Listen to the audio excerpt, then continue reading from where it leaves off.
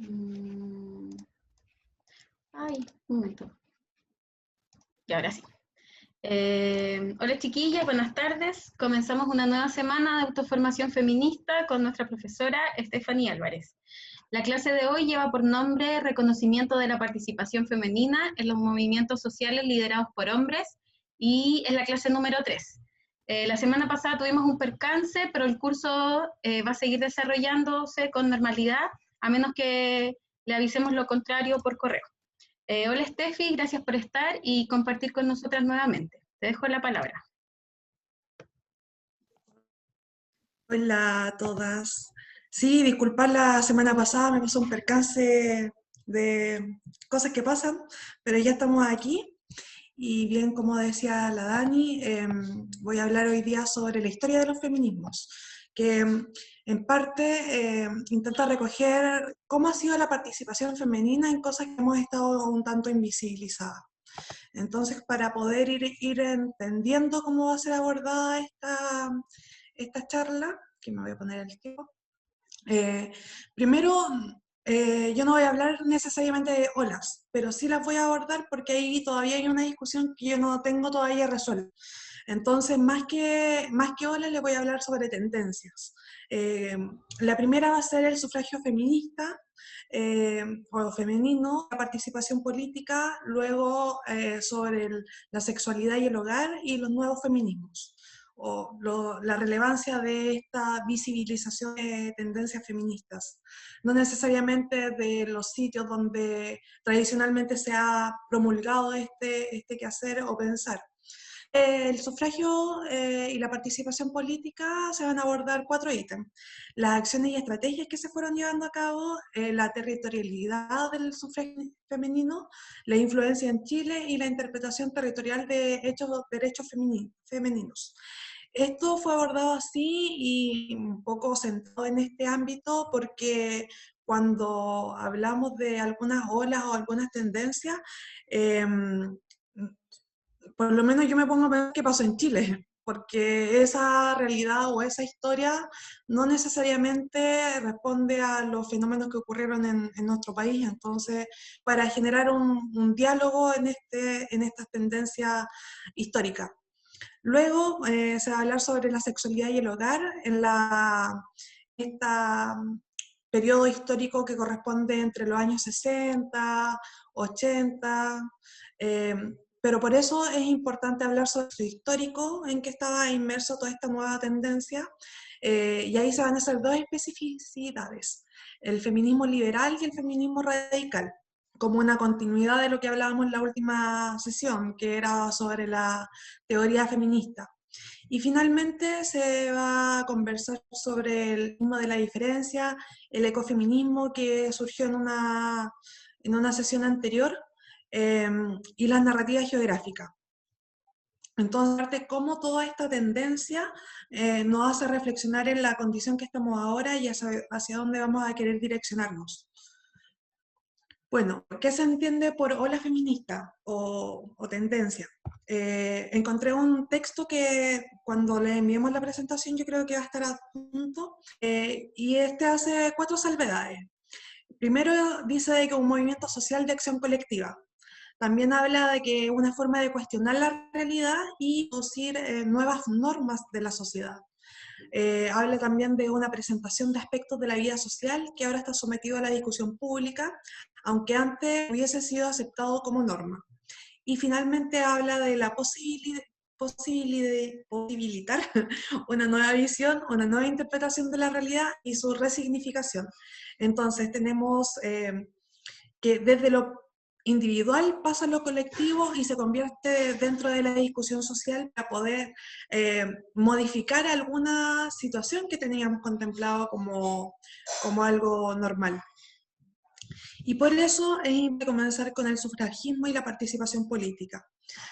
Si recordamos, en la sesión estas tendencias sobre la vindicación de los derechos, el tratado de la declaración de Seneca Falls, Todo eso corresponde a los pilares y los cimientos que fueron insumos para posteriormente estas tendencias y olas. Entonces, si lo pensamos en periodo histórico, a fines del 1700 ocurrieron una serie de situaciones principalmente enfocadas en la literatura y en la escritura. Ya que no había participación política directa, la escritura se convirtió en una forma de posicionar el pensamiento y así encontrar formas de comprensión de un otro. Luego, a mediados de 1800, en Estados Unidos, se empezó a visibilizar estas diferencias, a tener una participación en debates políticos, muy incipientemente, muy incipientemente, asociada principalmente a los derechos civiles, porque las mujeres se dieron cuenta de que estaban intentando abolir la esclavitud, sin embargo, iban en la recolección de firmas, todo lo que implicaba la gestión para obtener esta nueva obtención de derechos civiles. Sin embargo, ellas no eran parte de esa adquisición de derechos, así que empezaron a estas reflexiones sobre el tema. Y bueno, finalmente en 1900 también se generaron una materialización de estos pensamientos y sentimientos para poder expresar en la opinión pública lo que se pensaba sobre los derechos feministas. Es por eso que es importante pensar en que el 1900 estaba marcado por hitos de cambios significativos, tanto culturales, sociales, demográficos, territoriales, porque estaba la revolución industrial, lo que generó una urbanización, una concentración de la población, y que lamentablemente intentaba de seguir replicando los estereotipos de la Ilustración. ¿Qué quiere decir esto? De que, si se acuerdan, hablábamos antes de Rousseau, de esta intención de que la mujer, por ser mujer, tenía que estar dentro del hogar, porque como podía tener hijos, ese era su rol de cuidado a la familia. Entonces, en esta dinámica de cambio, estos estereotipos no cambiaron. Y aquí les dejo una escena, o el tráiler de la película La Sufrida. Eres una esposa.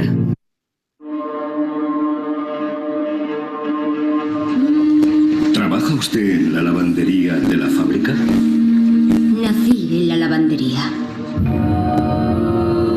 A media jornada a los 7 años. A jornada completa desde los 12. ¿Qué supondría el voto para usted?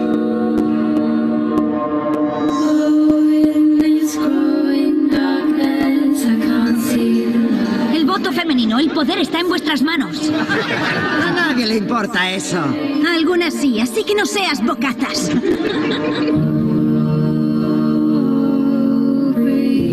Toda la vida he sido respetuosa.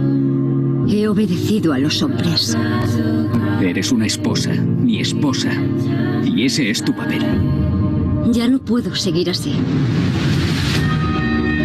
No subestiméis nunca el poder de las mujeres para decidir nuestro destino. No nos han dejado alternativa. ¡Desafiad al gobierno! ¡Por el voto femenino!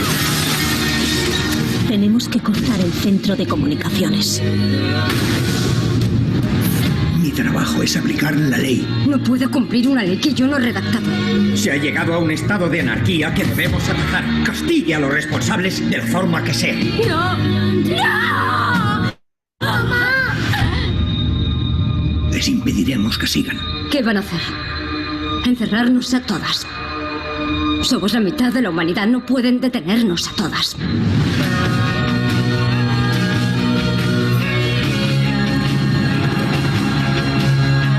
No queremos quebrantar las leyes. Queremos redactar las leyes.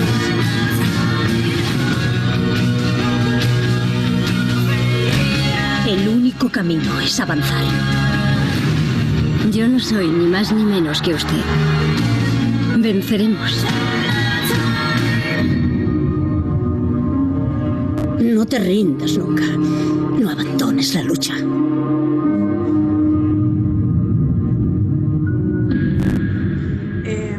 Esta película es prácticamente un clásico y el que refleja muy bien... Ya, pues, para. ya que muy bien este malestar y esta persecución que tuvieron las mujeres de la época para poder conseguir una opinión pública y una visibilización de sus demandas, porque el tema es que si no están en las leyes, no tenemos sustento ni argumentos para poder manifestar o solicitar nuestros derechos. Por eso es tan importante en aquella época la reflexión en torno al derecho.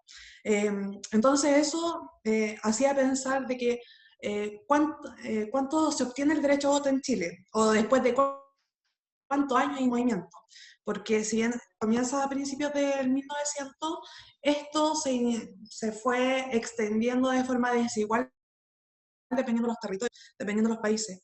Entonces aquí encontré un mapa, que acá hago la salvedad de que la fecha solo lo utilicemos de forma referencial, porque no sé qué tan viga será, y si nos damos cuenta, en el norte del mundo fueron los primeros en obtener este derecho a voto. Sin embargo, en África es mucho más reciente, no sé, tenemos acá en el 62, en el, no sé, 50, pero Chile está recién en el 1949.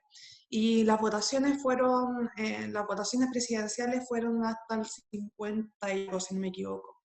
Entonces, si lo vemos de forma cronológica y para poder combinarlo con otros hitos o elementos que son de importancia histórica, incorporan el tema de las guerras mundiales. Entonces, ¿y por qué lo pongo? Porque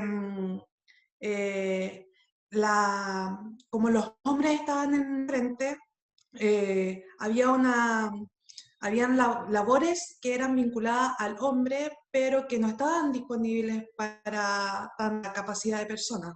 Había una disminución de hombres que estaban en el frente, entonces no cumplían esas labores. Y ahí es donde las mujeres empiezan a tener una participación en el mundo público y empiezan a trabajar de chofer, algo impensado para la época, o trabajar no sé, en distintas áreas, porque se necesitaba seguir manteniendo la población. Entonces, ¿quién lo hacía si es que los hombres estaban en la guerra? Y ahí fueron las mujeres quienes subieron a esta participación pública.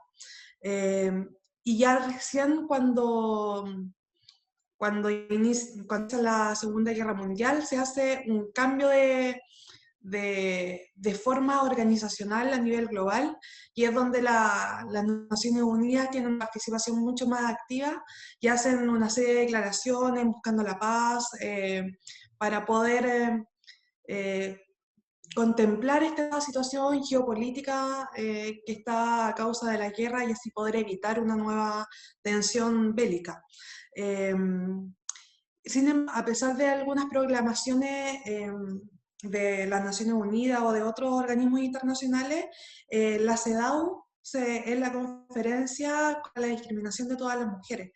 Esa ocurre posteriormente y surge en respuesta a poca visibilidad que se desarrolla en las declaraciones universales supuestamente, pero que es necesario precisar, ya que las problemáticas femeninas no se acogen necesariamente a estas declaraciones que se han mantenido hasta ese entonces. Ocurrió algo así como la Declaración de los Derechos del Ciudadano en su época, y después vino otra mujer y lo hizo la versión femenina. Es algo así lo que ocurre. Bueno, cuanto a los hitos feministas en Chile, aquí les dejé una serie de detalles asociados al sufragio, cuando se promulgó, quiénes fueron estas mujeres, porque cuando hablamos a veces de estas tendencias, pensamos en todas las mujeres, pero siempre hay alguien que empuja y marca ciertos hitos que van promoviendo a que se siga replicando esta condición. Es un derecho prácticamente adquirido, que se pone base para seguir avanzando en función de eso. Entonces, en el 1906 se crea el primer periódico redactado por una mujer, que es muy importante porque como estábamos en un contexto de inicio de siglo, donde la comunicación, los medios de información implican o posicionan algunos temas de la opinión pública, el que las mujeres tengan acceso a este tipo de espacios es muy importante para poder manifestar su inquietud y su problemática. De lo contrario, pareciese que no fueran relevantes. Bueno, fundación de diversos partidos políticos, donde estuvieron apoyando, pero sin embargo se le otorga, por ejemplo, el caso de Teresa Flores. Ella cofundó el Partido Social Obrero, sin embargo, se le lleva todo el reconocimiento a su esposo de aquel entonces. Entonces, de alguna forma, estamos, pero no se nos recuerda. Y la idea era eso. Bueno, también el tema de los liderazgos políticos, la primera alcaldesa, y la primera, mira, este dato es muy importante, en 1952 asume la primera mujer latinoamericana en ser ministra. Así que yo lo encuentro muy interesante de que seamos pioneras en varias cosas, tanto en el tema de la educación con Eloísa Díaz, como la primera médica latinoamericana, y también que tengamos la primera mujer latinoamericana como ministra, y de justicia además. También senadora, y ahí habría que hacer otro tipo de análisis. Y aquí, al costado, les pongo la fecha, o sea, la cantidad de años en función a la... si pensamos en que la primera mujer latinoamericana en ser ministra recién fue hace 68 años, o sea, no es tanto tiempo. Y eso puede ser un puntapié para poder seguir reflexionando en torno a este tipo de situaciones. Y como les comentaba en el comienzo, también es importante reconocer de que no solamente estos hitos son de carácter nacional, sino de qué pasa a nivel local. Y ahí donde se ha intentado involucrar otro análisis escalar, y por ejemplo en el caso de la Araucanía, si bien ocupación y incorporación al territorio nacional fue a fines del 1800, habían ocurrido una serie de hitos, como por ejemplo, bueno, esto está ordenado del más antiguo al más nuevo. Y, por ejemplo, recién en el 1987 ingresa la primera mujer a la universidad, se robustece el sistema institucional de Chile con un nuevo ministerio y tal, y también en paralelo se data la primera prenda textil. ¿Y por qué lo mismo? Porque esa era una labor muy vinculada al saber femenino mapuche. Entonces, de que tenga esta data significa que anteriormente también alguien se lo enseñó, por tanto es una técnica mucho más antigua y que puede tener su proceso de reivindicación dentro del territorio donde está inmerso.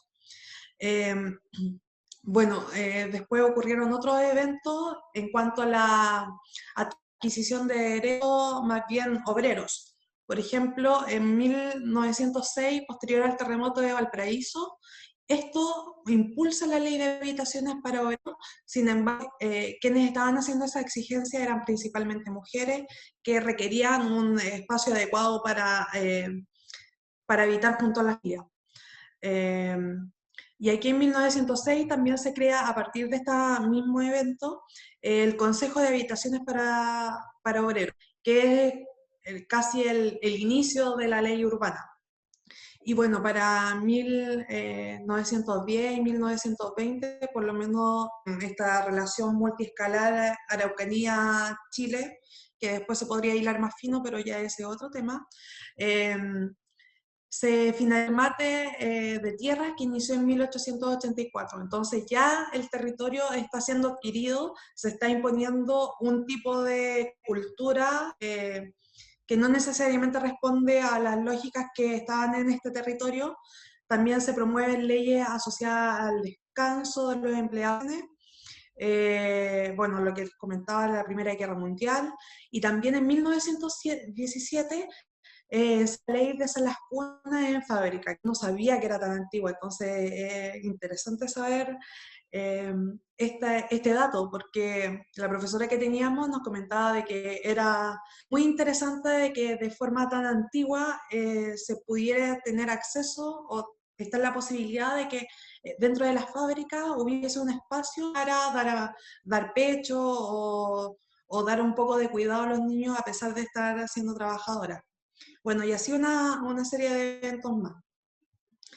Entonces, ¿qué significó esto? Transformaciones socioterritoriales, nuevas necesidades, migraciones. ¿Qué dice aquí? Ah, no veo. Bueno, y finalmente todo también repercute en el crecimiento urbano, que como lo veíamos en Inglaterra, la revolución industrial lo impulsó. Acá en Chile fueron otras características que ahora no vamos a precisar.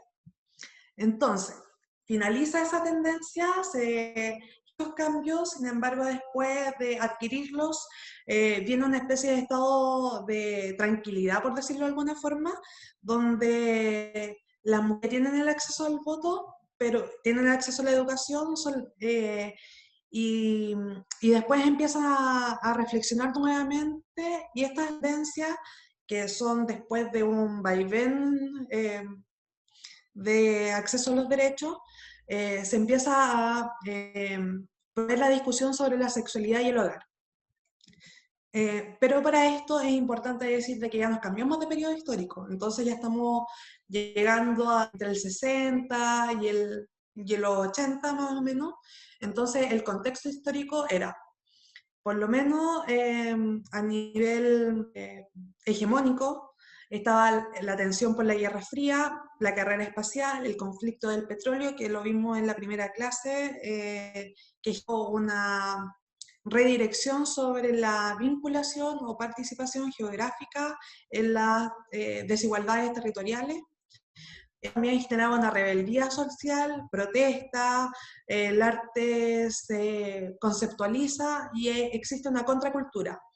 Entonces, si lo ve ciertas décadas, algunos hitos importantes, tenemos que, por ejemplo, se recuerda la figura de Martin Luther King. Sin embargo, esto comenzó principalmente, o se le atribuye al hecho que ocurrió con Rosa Parks, cuando ella en Estados Unidos, al estar cansada, se sienta en una zona que no era permitido para los negros. Entonces la llevan detenida y eso genera una serie de movilizaciones que hasta ahora se van en esta misma ansia como de alcanzar derechos, retroceder, alcanzar derechos y retroceder. También en el mundo cultural, la música, relevando cierta figura, y también ya para los 80 está el tema del SIDA, que en el 81 se reconoce o se publica el primer, lo leí hace un rato, se empiezan a registrar los primeros pacientes con SIDA. También está el desastre de Chernobyl, y por lo menos en Chile, a diferencia de las situaciones que estaban como muy de tendencia y cambio social en el mundo, Chile estaba viviendo la dictadura. Entonces ya a fines de los 80 se comienza este proceso que en otros sitios estaba mucho más candente o mucho más activo, pensándolo siempre desde la posición del norte, que es lo que se ha comentado mayoritariamente. Bueno, entonces, ¿cuáles fueron las principales demandas de Oreo? Como lo vimos en la clase de teoría, aquí hubieron distintas autoras que marcaron precedentes y hace esta relación dialéctica entre la teoría y la práctica. Entonces, ninguna puede ser sin la otra y se van retroalimentando recíprocamente. Y en ese contexto, las principales demandas son la desigualdad no oficial, la sexualidad, la familia, el lugar de trabajo, de reproducción. Entonces, nos empezamos a cuestionar por qué la mujer debiese estar en la casa, por qué nosotras debiésemos de ser las responsables de la familia, por qué nosotros no podemos desarrollarnos laboralmente en los ámbitos donde podemos estar o podríamos estar si es que se nos dieran condiciones. Y ahí empiezan una serie de reflexiones y de esto surgen dos líneas de pensamiento que son las más relevadas, que es el feminismo liberal y el feminismo radical. El feminismo radical se hace una reflexión porque se focaliza principalmente en el acceso laboral de la mujer. Entonces, por ejemplo, aquí les dejé algunas viñetas que ironizan un poco sobre esta tendencia, que dice, aquí solo trabajan mujeres empoderadas que no deben hacer horas extras. Entonces, claro, o sea, podemos hacer, pero ¿qué implica este sobreesfuerzo para poder estar en ciertos cargos donde no es tan igual la cancha? Y también, no sé, el feminismo, que se le vincula como un feminismo neoliberal, que para poder estar en esos cargos igual sigues explotando a otras personas. Es como lo que más se discute.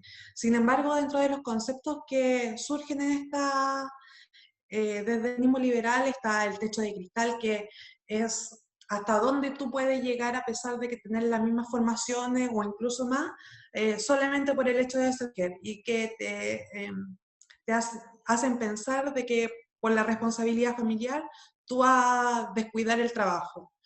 Están las cadenas globales de cuidado, que eso se ha trabajado un poco más pensando desde Europa. Entonces se dice de que, por ejemplo, ya una mujer de Noruega, por ejemplo, está trabajando y tiene un hijo, pero ese hijo tiene que cuidar a alguien. Entonces viene el estereotipo de la mujer latina que cuida, y esa mujer latina que cuida al hijo noruego tiene también hijos, pero no se los puede traer, entonces se quedan en Latinoamérica y quien lo cuida es la madre o la tía o la hermana. Entonces se sigue generando una cadena de quién cuida a quién y por qué tiene que cuidar a esa persona. La inserción laboral femenina también y el tiempo. Entonces nos insertamos en el mundo laboral, sin embargo no seguimos aún haciendo el hacer del hogar. Entonces, si mi pareja tiene 3 horas libres diarias porque no tiene que hacer las cosas del hogar, yo solamente voy a tener 1 hora y la voy a utilizar para descansar porque me agoto entre el trabajo, la casa, el cuidado de los niños y la familia y bla, bla, bla. Entonces, ¿qué tan libre es nuestro tiempo o en función a qué lo queremos distribuir? En cambio, el feminismo radical señala de que la base de esta desigualdad no es tanto el acceso al mundo público, sino es el patriarcado, que es una estructura más macro, que lo que podemos ver dentro de esta cúspide es cuestionar la norma. Sin embargo, hay una serie de opresiones, desigualdades y a diferencia de estas viñetas que mostraba anteriormente, acá se utiliza como una forma de expresar el malestar. Entonces está muy ligado a lo que Kate Miller decía sobre el político. Entonces desde mi hogar yo voy a comenzar a ganar espacio porque lo que ocurre en el mundo público también se replica en mi hogar. ¿Y cómo lo vamos haciendo para poder tener un Estado mucho más igualitario? Entonces ahí se organizan una serie de manifestaciones, estas reivindicaciones, y ahí utilicé algunos ejemplos. Entonces, para hacer un resumen y no hablarle tanto yo, encontré este video que está interesante y les puede quedar un poco más claro alguna inquietud.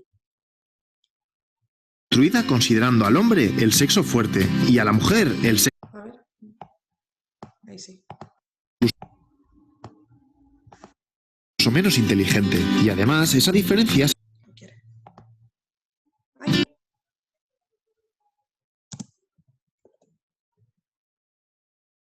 Construida considerando al hombre el sexo fuerte y a la mujer el sexo débil, más frágil, menos capaz, incluso menos inteligente. Y además, esa diferencia se ha hecho pasar como algo natural, algo que se da por naturaleza. Pues bien, el hombre, basándose en esa superioridad natural, ha sido el protagonista de decisiones políticas, sociales y culturales, y ha dejado a la mujer la función de crianza de hijos y cuidado de la casa. Bueno, y de su satisfacción sexual.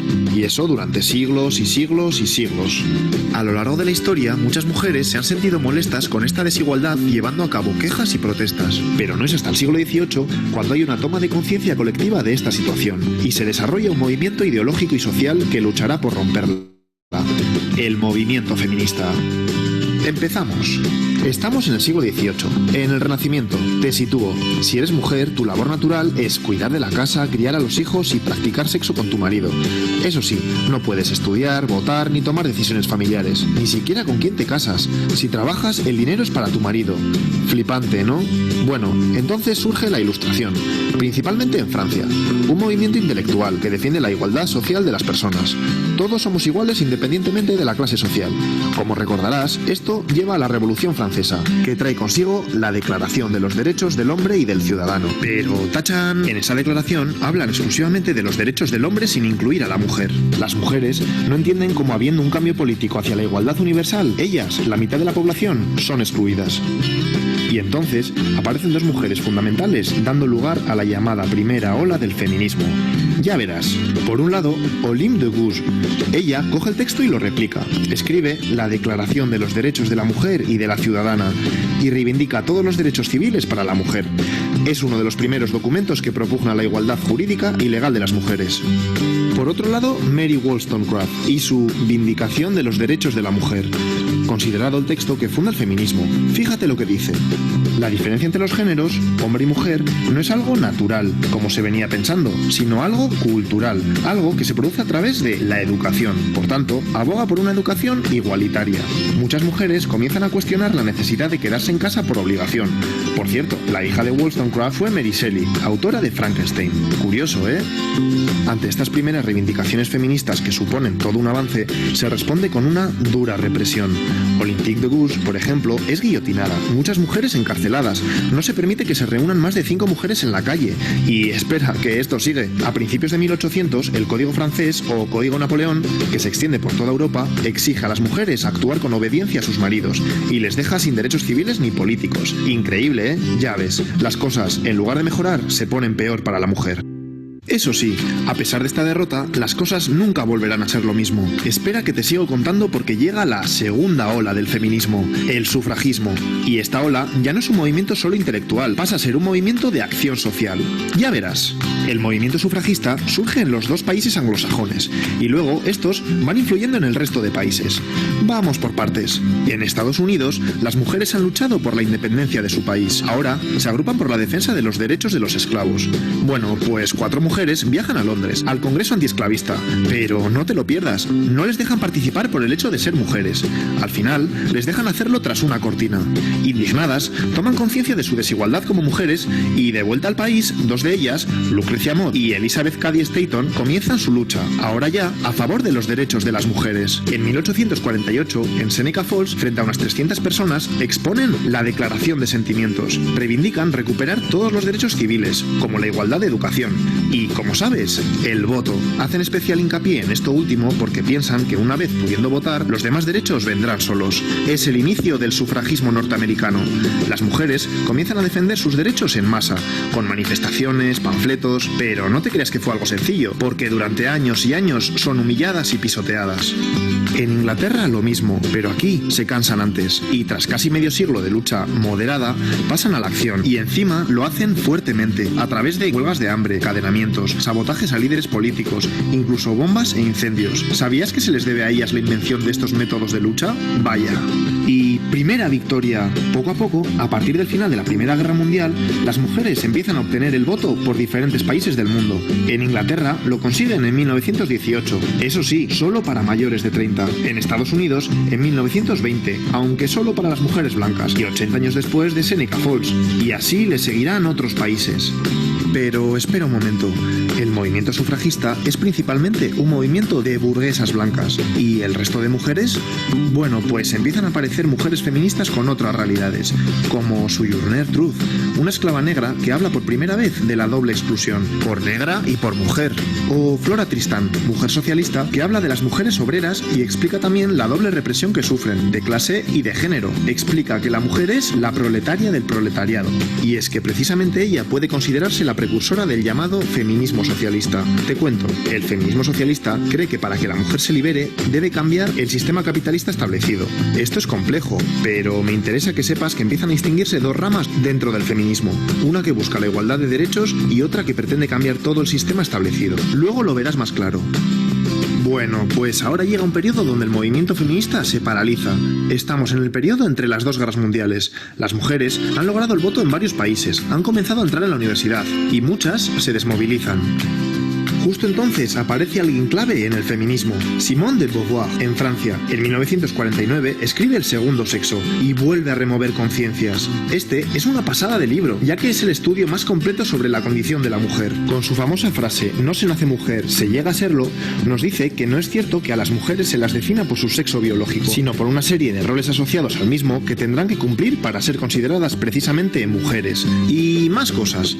Habla del androcentrismo y explica que el hombre es la norma, la medida de todas las cosas, y la mujer siempre es lo otro. De esta forma se impide que la mujer se asuma a sí misma como sujeto y hace que se identifique con lo que el hombre espera de ella. Piénsalo un momento, ¿a que lo ves claro? Ha comenzado la tercera ola del feminismo. Volvemos aquí. Los hombres han vuelto de la Segunda Guerra Mundial y la mujer está nuevamente en el hogar. Ahora tienen todas las comodidades para ser amas de casa felices. La publicidad lo deja claro. Pero empieza a pasar algo. Miles de ellas se enferman, se deprimen, caen en el alcohol, viven ansiosas. ¿Qué está pasando? Pues entonces llega Betty Friedan, una socióloga que escribe Mística de la feminidad, donde pone nombre al problema que no tiene nombre. Explica que estas mujeres viven insatisfechas en ese estilo de vida aparentemente maravilloso, ya que sienten que están priorizando el cuidado de otros a sus propios deseos. El libro es un bestseller. Muchas mujeres entienden lo que les pasa y comienzan a construir un estilo de vida nuevo. Buena Betty. Pero ella no se queda ahí. También pasa a la acción y organiza junto con otras mujeres Now, el mayor movimiento de la mujer hasta entonces, y que ha ido creciendo hasta la actualidad. ¿Qué buscan? Mejorar el estilo de vida de las mujeres centrándose en temas del ámbito personal. Comienza el feminismo liberal. El feminismo liberal describe la situación de las mujeres como una desigualdad, no como una explotación u opresión. Así que, ¿qué hay que hacer? Pues luchar por cambios hasta lograr la igualdad entre los sexos. ¿La mujer no tiene espacio en la vida pública? Pues hagamos lo posible por incluirla en el mercado laboral y en los puestos de poder. Son los años 60. Seguimos. Se han conseguido los derechos fundamentales y las mujeres empiezan a ocupar. ¿Ya está? No, porque ¿qué pasa en el ámbito privado dentro de los hogares? Pues hay malos tratos. ¿Hay problemas de conexión? ¿Se ve bien o no? Desigualdad de tareas, explotación Pero económica. se quedó como un poco pegado al video con el audio. Ah, ¿y ahora se escucha bien? No sé si le pongo play. No, está como parado. A ver. Se reprodujera dentro de las casas la Ah, ya, vale. misma relación de poder del hombre hacia las mujeres fuera de ella. Cada vez hay más conciencia de esto y surge una nueva corriente feminista que quiere cambiar esta situación. El feminismo radical. Pero no te Ay, perdón. radical de raíz, porque el problema hay que resolverlo desde ahí. ¿Y cuál es la raíz del problema? El patriarcado, el sistema de dominación del hombre sobre la mujer, que se produce en todos los ámbitos: familiar, política, económica, social, científica. ¿Te suena el movimiento de liberación de la mujer? Pues pertenece a esta corriente. Varias mujeres se organizan y llevan a cabo grandes protestas públicas como las que hacen a los certámenes de belleza, que lo consideran una cosificación de la mujer. Pero van más allá, y este movimiento también crea espacios propios como centros de mujeres maltratadas, de defensa personal, ginecológicos, guarderías. El feminismo radical consigue que las mujeres del siglo XX vayan cambiando el día a día de sus vidas, hacia la liberación. Como te he dicho, ya tenemos las dos grandes posturas feministas de las que te he hablado antes. Recapitulemos. Ay, perdón. Las feministas liberales buscan la igualdad de derechos de la mujer frente a feministas radicales, van más allá y quieren romper el sistema patriarcal en que vivimos. Comienzan entre ambas posturas ciertas diferencias. Te pongo un ejemplo. ¿Qué pasa si tú, mujer, subes un selfie a redes sociales en una postura sensual? Pues para el feminismo liberal, genial. Estás desafiando al sistema, que espera que te comportes de forma recatada. Estás empoderándote. El feminismo radical piensa otra cosa. Respeta tu foto. Eres libre de hacer lo que quieras, pero no cree que estés desafiando nada, porque te mueves dentro de los esquemas patriarcales impuestos del sentido de belleza de la mujer y feminidad. Vamos, que el sistema de poder se sigue manteniendo. Llegan los años 90. Vale, siguen los avances, pero veamos. Hasta ahora es como si el feminismo hablase siempre de un prototipo de mujer. Pero una cosa, ¿qué pasa por ejemplo con las mujeres transexuales? ¿Y las musulmanas, africanas o asiáticas? Pues bien, a partir de ahora se toma conciencia que no existe un solo modelo de mujer, sino múltiples, dependiendo de cuestiones sociales, étnicas, nacionales o religiosas. Y surgen nuevos y múltiples feminismos, teniendo en cuenta necesidades de cada una de ellas. Feminismo negro, feminismo poscolonial, transfeminismo radical, ecofeminismo, teoría queer. Ya no existe un feminismo único. A lo largo del siglo XXI se va adquiriendo una mayor conciencia en la sociedad general de la desigualdad de la mujer y surgen movimientos sociales como el movimiento Me Too, donde millones de mujeres denuncian pública experiencia de abuso por hombres, o las manifestaciones y huelgas multitudinarias del 8 de marzo de 2018, en el Día Mundial de la Mujer. Se ha logrado mucho, pero a día de hoy no se ha consolidado la igualdad entre hombres y mujeres. Sigue habiendo violencia de género. Las mujeres siguen cobrando menos por el mismo cargo laboral y los puestos relevantes en el mundo de la política, militar y económica siguen siendo mayoritariamente de hombres. Hemos llegado a la actualidad.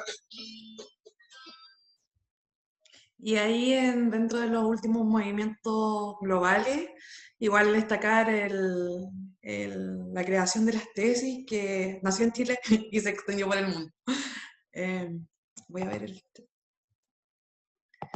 Está en YouTube disponible, así que muy buen resumen. Y ya que el video hizo esta contextualización para poder abordar los feminismos, porque como antes, esto responde a una territorialidad más específica que puede ser diverso dependiendo de las problemáticas y exigencias de cada uno de los territorios. Es que por eso les quise poner el video de resumen para poder hablar sobre algunos ejemplos más específicos. ¿Quiere cambiar? Y para eso les tengo otro video que es mucho más... No me siento incluida dentro del movimiento. Bueno, el video está interesante porque le da voz a quienes tradicionalmente no han tenido espacio de voz. Dentro del movimiento feminista. Porque no nos dan voz a escuchar nuestras luchas, a escuchar que nuestras luchas son diferentes a las de ellas. ¿Qué es lo que sucede? Que como musulmana no me siento identificada dentro de ese grupo hegemónico porque ni siquiera consideran en muchos casos que pueda existir un feminismo islámico, un feminismo árabe, magrebí, sino que se nos excluye o únicamente se nos dice cómo debe ser nuestro feminismo. La mirada blanca eurocentrista de ciertas mujeres feministas o que se dicen feministas hacen que a mí se me margine y no pueda participar en determinados cursos, movimientos, talleres de sensibilización. El movimiento está fallando, porque al final, mientras esas situaciones no se solucionen, el movimiento no va a avanzar, porque no está cubriendo las necesidades de todas, y no solamente la de un grupo específico dentro del movimiento, que homogeniza el movimiento, pero que no está abarcando a todas las mujeres.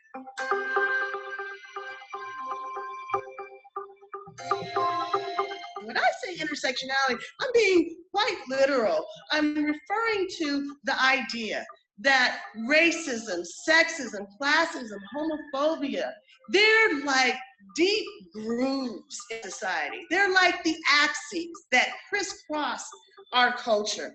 If you think of it as roads traveling north to south, east to west, and the traffic is the discrimination, the things that come rolling through. Some people live in intersection. The failure of movements, of interventions, of strategies of reform to deal with those marginalized cases of racism and sexism because they don't look familiar. So it's political intersectionality, women being marginalized by the very movements that claim them. A mí me intersecciona ser árabo-magrebí, hija de inmigrantes y musulmana. Me intersecciona las relaciones sexoafectivas, la raza y la clase. A mí me intersecciona ser latina, ser transexual, ser migrante. Me intersecciona ser negra, latinoamericana y migrante.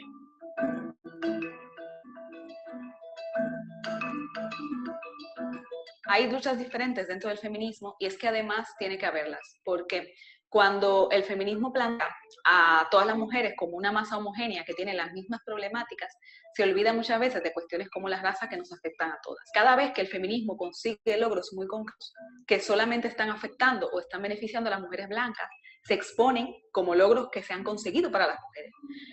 Uno de los ejemplos más concretos es el del sufragio. Se consiguió que las mujeres lograran votar, las mujeres negras todavía no votáramos, pero se expone como un gran hito feminista y como un hito para las mujeres. Entonces, ahí viene la pregunta que se hizo Sojourner Truth en su momento, que es, entonces, ¿yo no soy una mujer? ¿Y por qué dejaron de lado a las feministas hermanas negras? Porque aún las feministas estaban luchando por conseguir sus derechos. y sus derechos como persona. Y en ese momento el feminismo hegemónico, pues por el derecho al voto de la mujer, solo mujer blanca y de clase media, ¿no? A partir de ese momento es cuando se separa, por decirlo así, el feminismo hegemónico y empieza el feminismo. Dentro del movimiento feminista, nosotras como mujeres trans estamos presentes y siempre hemos estado presentes. Yo también como mujer transexual me he visto en la dificultad de encontrar el acceso a alquilar una habitación. He estado en situación de calle, me he visto orillada también a ejercer el trabajo sexual, porque son a veces las únicas vías que tenemos para poder subsistir y resistir en esta sociedad. La lucha de la comunidad del feminismo árabe o islámico, en muchos casos, sobre todo en Europa, es que se nos reconozca. Parece que el feminismo islámico también reivindica el hijab como una forma de identidad. No creo que debiese prescindir de él porque es como una marca de identidad por el que sufrimos discriminación, pero que al final marca también qué somos y qué queremos ser.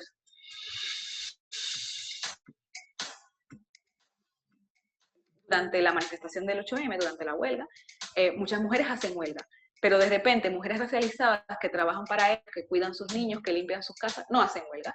Y parece como que eso no importa. O sea, como que esa mujer tiene que seguir cumpliendo con su trabajo mientras tú como mujer blanca puedas asistir a la manifestación. En ocasiones la gente, como te lee, como latinoamericana e inmigrante, piensa que vas a limpiar su casa de gratis, piensa que vas a trabajar y le vas a sacar los perros de gratis. ¿Por qué? Porque te leen como una mujer inmigrante latinoamericana y el concepto que lamentablemente el grosso modo de la sociedad tiene aquí es que nosotras somos internas. Cuando escuchamos la noticia de las temporeras únicamente demostró lo que muchas de nosotras ya sabíamos, que a pesar de que se produzca una agresión física, verbal o institucional hacia una mujer, eso se puede doblegar, o sea, es como doble o triple cuando se suman más factores, como es el caso de las temporeras, que son migrantes, que son analfabetas, que están en una situación socioeconómica baja, es decir, son pobres.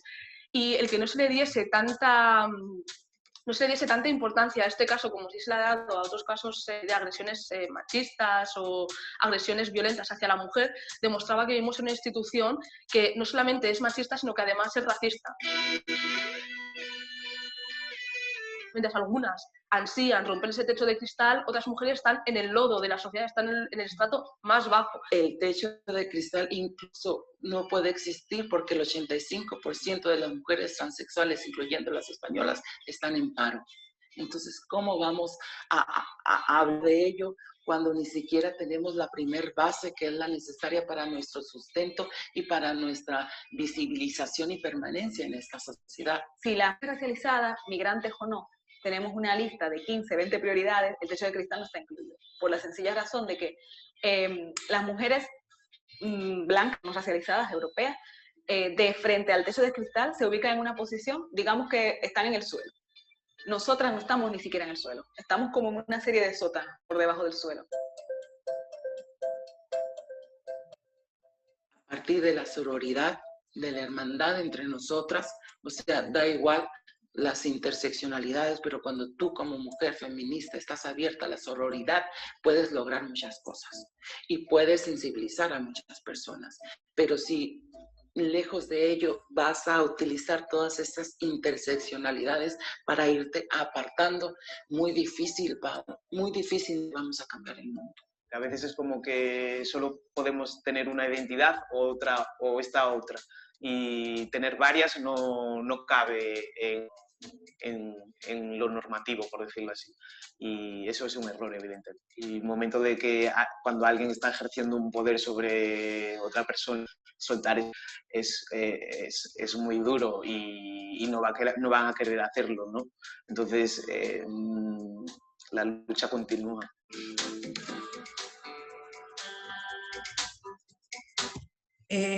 Bueno, ese era el video que les quería mostrar y que si bien es eurocéntrico, problemas del primer mundo, igual este tipo de situaciones se replica en Chile y en otros territorios. Entonces, ya, esta es una realidad concreta de un lugar determinado, pero ¿qué pasa en nuestro entorno o en los espacios donde trabajamos? realmente nos hemos puesto a pensar en otro tipo de mujeres que a lo mejor no han tenido nuestra misma experiencia, o cómo nuestra experiencia sirve para relevar unas cosas en desmedro de otras, o cómo aprovechamos nuestro espacio o espacios públicos para poder darle visibilidad a estas situaciones. Es un tema a discutir. Voy a ver aquí el chat. Gracias. Y bueno, finalmente con el tema del ecofeminismo es donde se genera este choque. La vez anterior, cuando consultaron sobre una autora referente, ahora me acordé, Yayo Herrera, ella ha escrito mucho sobre el tema. Ella es una economista, psicóloga, ¿no? Es una mujer muy integral, y ella ha escrito mucho sobre el tema. Bueno, y el ecofeminismo surge como en este choque cultural, en esta crisis global de cambio, de dinámica mucho más macro, y que quiere contrarresponder a este neoliberalismo, extractivismo, para poder sacar un provecho de todo esto. Entonces, aquí está la clásica imagen de que para que el norte esté muy bien, se extrae todo lo que se puede desde los países del sur. Pero también igual es muy occidental eso, porque, no sé, ahí en el sur también está Australia y Nueva Zelanda, que son países que no tienen las similares características. O quizás sí, ¿no? Eso es otro tema a discutir. Y bueno, cambiar el tema de este antropocentrismo, porque si bien está esta pirámide muy jerárquica, es vinculado al hombre. La mujer también está dentro de esta subordinación jerárquica. En el feminismo lo que quiere hacer, de una forma muy simplificada, es que todo se reconozca igual importancia a cada uno de los elementos que conforman la biosfera. Y bueno, como para ya ir cerrando, y que creo que anduve muy bien en los tiempos hoy día, les quería compartir esta narrativa feminista que hizo una amiga justo el día de hoy. Le pedí permiso, obviamente, lo conversamos, y es muy interesante porque desde lo que ella escribió lo hizo muy geográficamente a mi perspectiva. Entonces, primero, la historia de ella. Chilena, estudiante de doctorado acá en Barcelona, pasó por un proceso de reconocimiento de cambio de identidad, y bueno, está dentro de este proceso. Entonces ahora se encuentra en Chile para hacer su cambio legal de sexo. Entonces estaba con toda esta emoción y espera para poder hacer este cambio. Entonces ella viajó desde aquí de Barcelona, que estaba muy ambientada, tenía su red de amigos, de amigas, compañeros que la podían acoger, y ahora llega a Santiago y bueno, aquí dividí el texto en dos elementos. El primero es cómo ella se sentía. Dice, ¿qué pasaría si me descubría? Porque ella estaba relatando anteriormente qué cosas estaban ocurriendo en ella cuando era todavía él. Y bueno, dice, ¿qué pasaría si me descubría? Le daba terror imaginarse desenmascarado, expuesto a su mayor secreto de la vida. No era de gente normal, y él quería ser normal, seguir siendo normal. ¿Qué era? ¿Cómo sacar, cómo decirlo, sin referentes positivos? Esto fue como muy interesante y brutal a la vez. En las películas los que lo hacían eran casi siempre otros, gente con mucho maquillaje, gente golpeada en las calles, gente que moría joven, hombres de mal gusto y mal vivir, siempre fuera del sistema.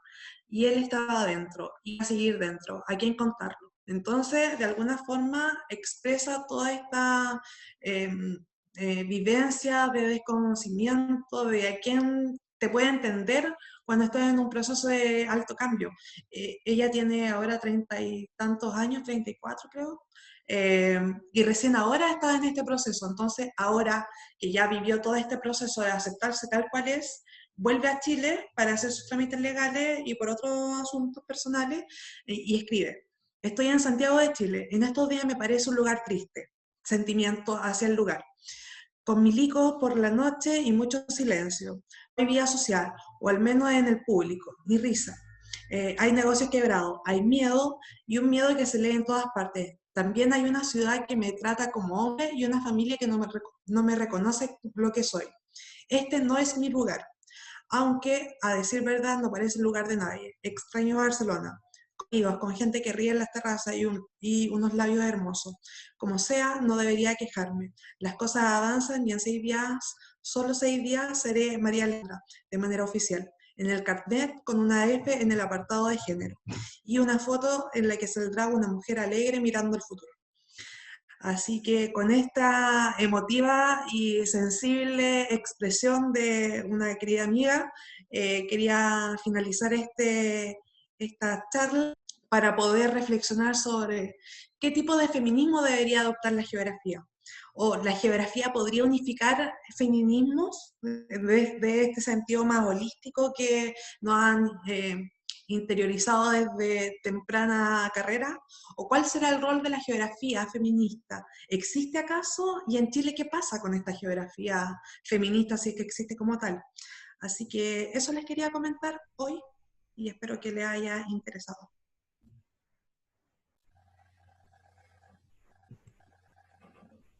Hola, ¿hay alguien que quiera hablar? No lo sé. Muchas gracias. Sí. Gracias por Bienvenidas son esta clase. No sé si hay alguna pregunta sí, o comentar algo. Sí, muchas gracias Fanny por la clase de hoy. Y yo también en relación al video, bueno, súper interesante los videos, la verdad es que son súper explicativos. Quería comentar algo en relación al video cuando el feminismo... Si quieren pueden abrir el micrófono igual y dar su opinión. Fanny, está hablando Camila. ¿Te escuchas? Pensé que estaba... ¿No se escucha? No, sí, yo te escuché, no pero escucho parece nada. que Fanny no escuchó. Estoy escuchando. No escuchaba nada y yo ahí. Mira. No, porque quería hacer un comentario con respecto al segundo video donde el feminismo deja fuera a algunas mujeres. ¿Ya? Y lo quería también llevar al tema al movimiento como de mujeres lesbianas, que esta semana vi 2 películas. Una que se llama Si las paredes hablaran, y como que relata la historia de una casa como en 3 momentos en relación a parejas de mujeres, como mujeres lesbianas. Y en la segunda historia, porque la primera historia es como, no sé, como de la década del 50. La segunda historia es como de la década del 70. Entonces ahí hablan cómo, por ejemplo, las mujeres lesbianas no aceptaban a las mujeres que se vestían como hombres. Porque siempre ha estado como en eso de las mujeres lesbianas, de como que existen lesbianas que se visten como hombres. Ahora quizás uno podría decir, quizás ellas en la época en la década del 70 eran mujeres transgénero, o sea, eran hombres transgéneros, quizás, algunas, otras quizás no. Pero ahí muestra, por ejemplo, cómo se rechazaban a las mujeres en ese momento, o sea, cómo se rechazaba a las mujeres que quizás eran hombres transgéneros, pero eran rechazados por el movimiento como de mujeres lesbianas. Y después vi otra película que se llama Go Fitch, y ahí muestran cómo ya en la década del 90, estas mismas mujeres lesbianas, que ya aceptaban a estas lesbianas que se vestían como hombres, ahora a las que rechazaban eran a las mujeres bisexuales. Y realmente era así un rechazo, y realmente yo hoy en día lo veo que es un rechazo que permanece hasta el día de hoy. O sea, como dentro de los mismos movimientos, como decían aquí, que quizás hay movimientos feministas, yo la verdad es que no me he topado con ninguna, pero sé que existen, por ejemplo, mujeres, o sea, mujeres de movimientos feministas que rechazan a las mujeres transgénero, por ejemplo, o que también existe una fuerte discriminación por clase. ¿Ya? Y eso yo siento que pasa hoy en día también del movimiento de mujeres lesbianas, que también muchas veces rechazan a, por ejemplo, las mujeres que son bisexuales. Y ahí en la película se notaba mucho, o sea, porque realmente como que discriminaban a las mujeres cuando tenían relaciones con hombres, o casi que tenían que ser como lesbiana 100%, y eso igual me llamó como harto la atención en ese sentido, o sea, cómo también quizás vamos generando rechazos o discriminando. No sé, como eso era más que nada la No, es súper reflexión. interesante porque al final se siguen replicando jerarquías que se quieren abolir. Entonces, dependiendo de la tendencia, ¿qué es lo más aceptado en aquel momento? Y mientras ibas comentando, y para poner un ejemplo que quizás es más popular, estaba viendo el otro día Sex and the City y había una escena donde Charlotte estaba compartiendo con un grupo de chicas lesbianas. Entonces, ahí le dije, bueno, ¿y tú qué? ¿Y tú qué? No, a mí me gusta compartir con ellas, las paso bien, ya, pero tú no eres lesbiana. ¿Qué tienes? No, es que tienes que estar dentro para estar dentro. Y la excluyeron completamente. Entonces, igual como, o sea, que todas tienen que tener su espacio como para poder formarse, o hay esta discusión del separatismo que a veces se habla, pero también cómo generamos otros espacios para que todas estemos un poco más integradas. Igual es interesante, muchas gracias.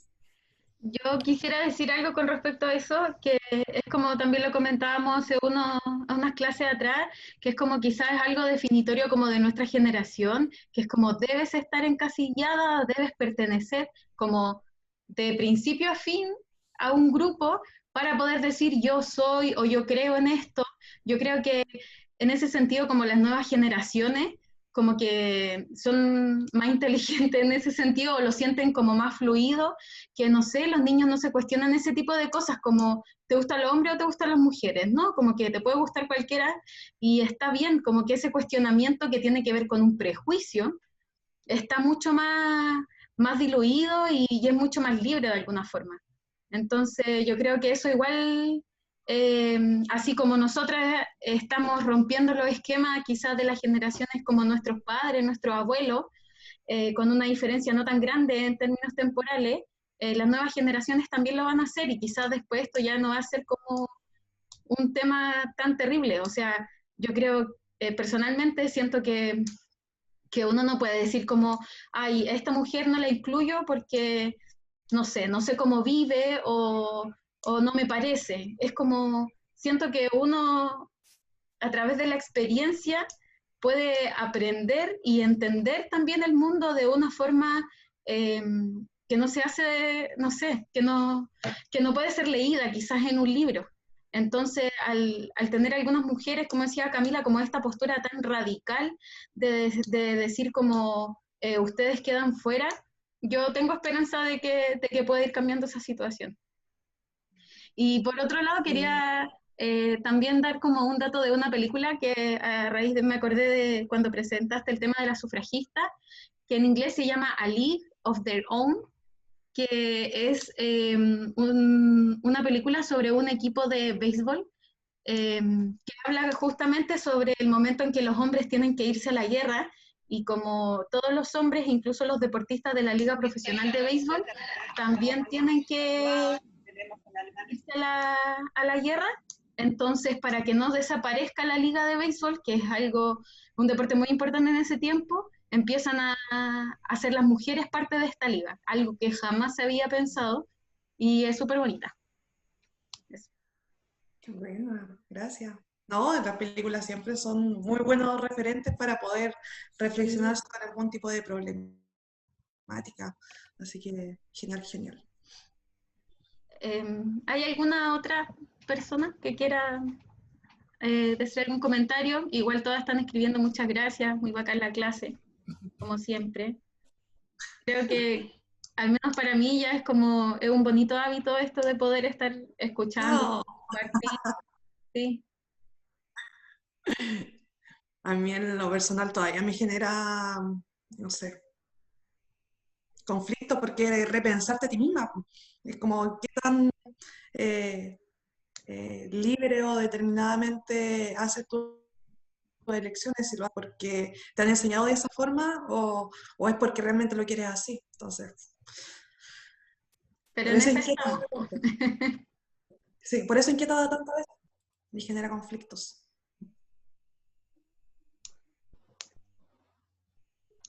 Totalmente. Ya, ¿quieren que vamos cerrando? Si no quieren hablar, quizás. estaba pensando, Fanny, yo sé que en algún momento tú lo mencionaste, de que quizás vayamos preparando como una bonita instancia para el cierre después de que termines todas las clases, como en donde podamos compartir quizás las dudas que tengamos cada una, o cuáles son los temas que más nos interesan dentro de los feminismos también, y de esta posibilidad de autoformación que yo creo que tienen mucho que ver con cómo nos pensamos también en colectividad como mujeres, dentro o fuera de la disciplina, porque yo no soy geógrafa todo el día, ¿cachai? Ser geógrafo geógrafa para mí no es definitorio, ¿cachai? Entonces, también obviamente todos estos aprendizajes y esta posibilidad de compartir tiene que ver como con lo que uno cree en la vida en general, en la cotidianidad. Así que, bueno, muy agradecida, como siempre. Sí, podríamos, no sé cómo podría ser,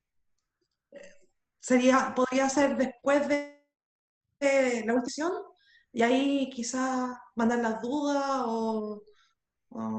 bueno, ahí le podemos dar una vuelta, o ustedes proponer algo, si es que pendiente, no sé, pues, ahí podemos evaluarlo, pero... Que la idea es como poder invitar a la participación de todas, no solamente de ti como profesora. O quizá contar qué cosas pensaban al comienzo y a lo mejor, no sé, otras reflexiones que se generaron hasta el final, porque como es constante crecimiento, siempre se van generando nuevos pensares. Así que, no sé, Bacán. que surja ahí alguna propuesta.